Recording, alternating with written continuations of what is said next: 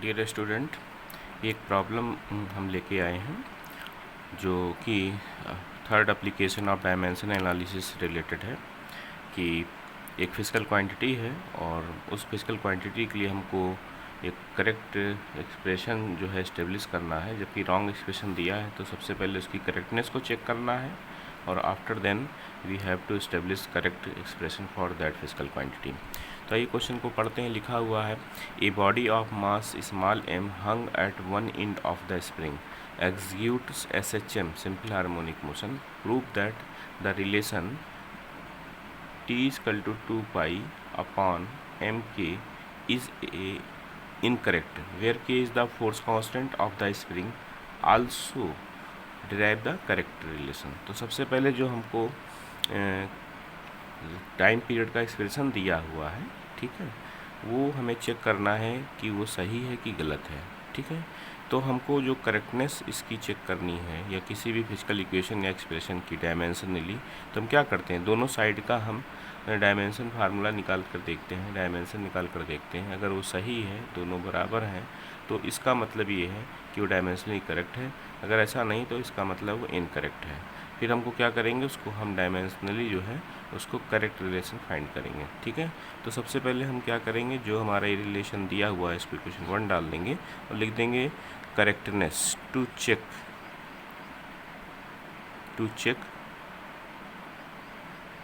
Correctness. तो LHS है, LHS आपका क्या है, LHS आपका T है। ठीक है, T है, टाइम पीरियड है, टाइम पीरियड का नोटेशन, इसका डायमेंशन फार्मूला जो होगा वो क्या हो जाएगा, वो T हो जाएगा। ठीक, आफ्टर देन हम किसकी बात करेंगे, RHS की बात करेंगे। RHS आपका जो है, RHS में क्या क्या है, RHS आपका देखिए 2 पाई m/k। ठीक है, तो 2 पाई जो है यहाँ पर डायमेंशनलेस है। क्या है, ये आपका डायमेंशनलेस है, तो इसकी बात नहीं होगी, इसको हम इग्नोर करेंगे, इसको हटाएंगे। तो क्या हो जाएगा उसके बाद, m क्या है, मास है। मास के लिए हम क्या करते हैं, मास के लिए हम कैपिटल M का इस्तेमाल करते हैं। अपॉन में k है, अपॉन में k is the force constant. Force constant का मतलब है force per unit length. Force per unit length का मतलब क्या हो गया, पहले फोर्स के लिख लीजिए आप, चाहे mLT-2। अगर आप थोड़ा सा भी बिगनर हैं तो आप लिख लिया करें mLT-2। ठीक है, नहीं k जो होता है force constant, simple force upon length. ठीक है, नहीं F/x हुक्स लॉ से आप देखिए F इक्वल टू क्या होता है, Hooke's minus k into x होता है। तो k इक्वल टू क्या हो जाएगा, मैग्नीट्यूड के फॉर्म में अगर बात करेंगे, मैग्नीट्यूड की बात करेंगे तो F/x होता है। ठीक है, तो फोर्स की हो गया mLT-2 और लेंथ का x इज़ द लेंथ और डिस्टेंस या डिस्प्लेसमेंट, वो हो गया उसका l। ठीक है, तो ये हो गया आपका कितना, ये हो गया आपका l से l कैंसिल हो गया, तो ये हो गया इधर m से m कैंसिल हो गया, तो ये हो जाएगा आपका जो 1/t⁻²। ठीक, और इसको ऊपर ले जाएंगे तो क्या हो जाएगा, t²। तो हम देख पा रहे हैं कि LHS में जो है, LHS में जो डायमेंशन है वो क्या है, वो t है, और RHS में जो डायमेंशन है वो t² है। ठीक है, यहाँ आप लिख देंगे बस simply dimension of LHS does not equal to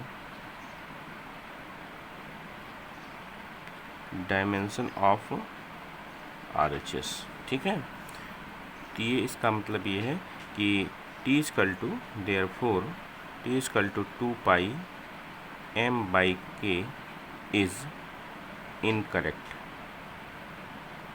ठीक है, ये आपका इनकरेक्ट है। अब जब इनकरेक्ट हो गया है, ये आपने करेक्टनेस इसकी चेक की, इनकरेक्ट है। अब नाउ करेक्ट रिलेशनशिप हम इसको डिराइव करेंगे। तो ऐसे लिख सकते हैं आप, टू डिराइव करेक्ट एक्सप्रेशन। ठीक, to derive the correct expression. तो इसके लिए हम क्या करेंगे, अब मेथड आपका वही है कि आप देखिए जो टाइम पीरियड टी है, जो टाइम पीरियड हमारा टी दिया हुआ है वो किस किस फैक्टर पर डिपेंड करता है। हमको ये देखना होता है कि जिस फिजिकल क्वांटिटी की एक्सप्रेशन निकालना रहता है हमको ये देखना रहता है वो किस किस अदर फिजिकल क्वांटिटी पर वो डिपेंड करती है। तो टी एम पे डिपेंड कर रहा है और के पे डिपेंड कर रहा है। 2 पाई डायमेंशनली डायमेंशनलेस है तो उसकी हम बात नहीं करेंगे। तो गिवन दैट सीधे लिखेंगे, क्या दिया है, given that T directly proportional M की पावर हाउ मच स्मॉल है। पहला आपका ये हो गया कंक्लूजन, ठीक। दूसरी डिपेंडेंस टी किस पर है, वो है आपकी के पर, के की पावर बी पे। ये हो गया आपका 2, ठीक है। दोनों को मर्ज कर दीजिए on combining equation first and second, then we have, ठीक है। दोनों को मर्ज करिए। जब दोनों को आप मर्ज करेंगे तो होगा क्या कि आपको मिल जाएगा टी एक कांस्टेंट लाएंगे, प्रोपोर्शनल का साइन हटेगा और इक्वल का साइन लगाएंगे तो स्मॉल के है, यहाँ पर ध्यान रखेंगे स्मॉल के लिया हमने, तो ये हो जाएगा m की पावर a k की पावर b, ठीक है। उसके बाद क्या करना है, दोनों साइड का हमें डायमेंशन फार्मूला लिखना है। दोनों साइड का डायमेंशन मान लिख देंगे on writing dimensions on both side, ठीक, देन वी हैव, ठीक है। तो दोनों प्रकार का डायमेंशन लिखेंगे तो क्या हो जाएगा, ये इधर लिखिए, देखिए केवल टी है, टाइम पीरियड है तो कैपिटल टी यूज ही करते हैं। साथ में जैसे m नहीं है तो m की पावर 0 लिख लीजिए, l नहीं है तो l की पावर 0 लिख लीजिए, ठीक। ये के डायमेंशन लेस कांस्टेंट है यहाँ पर, ठीक है। यहाँ थोड़ा सा ध्यान रखेंगे हमेशा, जो हम प्रपोस्टी का साइन हटाकर इक्वल का साइन जब लगाते हैं तो कांस्टेंट लाते हैं, वो क्या है, के is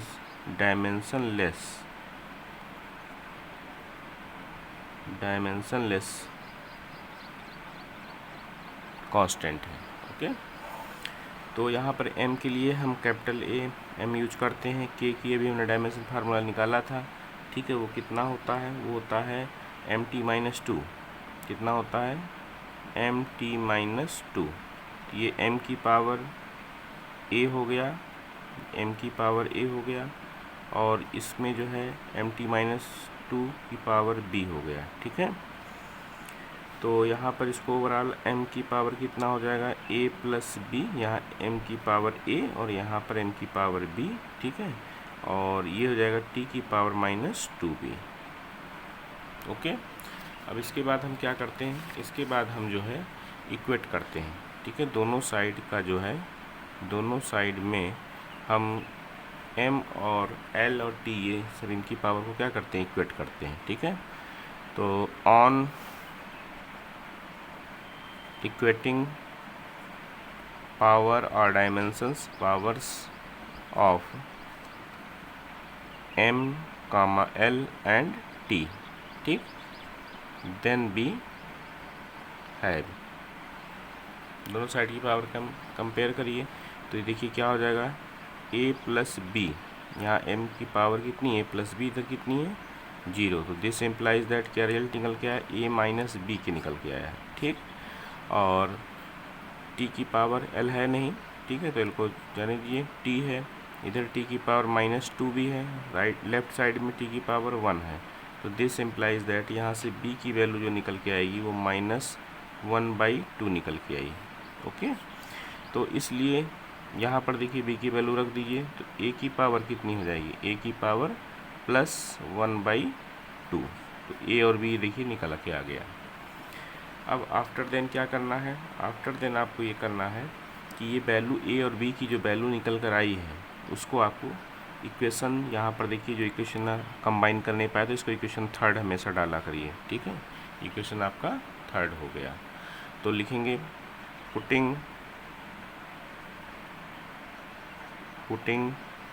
a equal to 1/2, b equal to -1/2 in equation third, then we have, equation third में इसको रखिए। तो थर्ड आपकी इक्वेशन जो है वो टी इक्वल टू स्मॉल के एम की पावर हाउ मच, एम की पावर ए, एम की पावर 1/2, बी की पावर, फिर के की पावर कितनी, कैपिटल के स्मॉल के में फ़र्क रखिएगा ये ना, के फोर्स कांस्टेंट है, के डायमेंशनलेस कांस्टेंट है ये। तो के की पावर कितनी है बी, के की पावर बी है, बी की वैल्यू कितनी आई है -1/2, -1/2। तो दिस इम्प्लाइज दैट, हमेशा याद रखेंगे जब भी ए और बी या सी की वैल्यू अननोन पावर्स लेते हैं और उसकी वैल्यू रखते समय जो भी नेगेटिव पावर रहती है तो हमेशा उसको पॉजिटिव बनाते हैं, ठीक है। पॉजिटिव क्या बनाते हैं, अगर नीचे है तो ऊपर ले जाते हैं, ऊपर है तो नीचे ले आते हैं, तो पावर क्या हो जाएगी पॉजिटिव से, के की पावर -1/2, इसको हम नीचे ले आएंगे, तो नीचे ले आएंगे तो क्या हो जाएगी, ये आपकी पॉजिटिव हो जाएगी। तो ये क्या हो जाएगा, टी इक्वल टू स्मॉल के, इस चीज़ को हम पूरा क्या ले सकते हैं, स्क्वायर रूट लिख सकते हैं m/k, ठीक है। यहाँ पर जो है इम्पॉर्टेंट चीज़ ये है कि जो k की वैल्यू है वो यहाँ पर हमें देखें, अगर मेरे क्वेश्चन में जो दिया हुआ था, क्वेश्चन में दिया था एक्सप्रेशन, हमारा जो इनकरेक्ट एक्सप्रेशन था टी इक्वल टू 2π, यानी जो यहाँ पर एक कांस्टेंट था, यानी जो 2π है, तो यहाँ पर k की वैल्यू क्या होगी, k की वैल्यू हम यहाँ से डिटरमिन कर सकते हैं, कांस्टेंट जो है वो 2π है, since small k equal to 2π, इसलिए करेक्ट रिलेशन क्या होगा, करेक्ट रिलेशन जो होगा आपका T equal to 2π square root of m/k, ठीक। तो ये आपका क्या है, आपने इसको डायमेंशन निकाल लिया, this is the correct relation, ठीक है, और टाइम पीरियड कैपिटल T, ठीक है, ओके।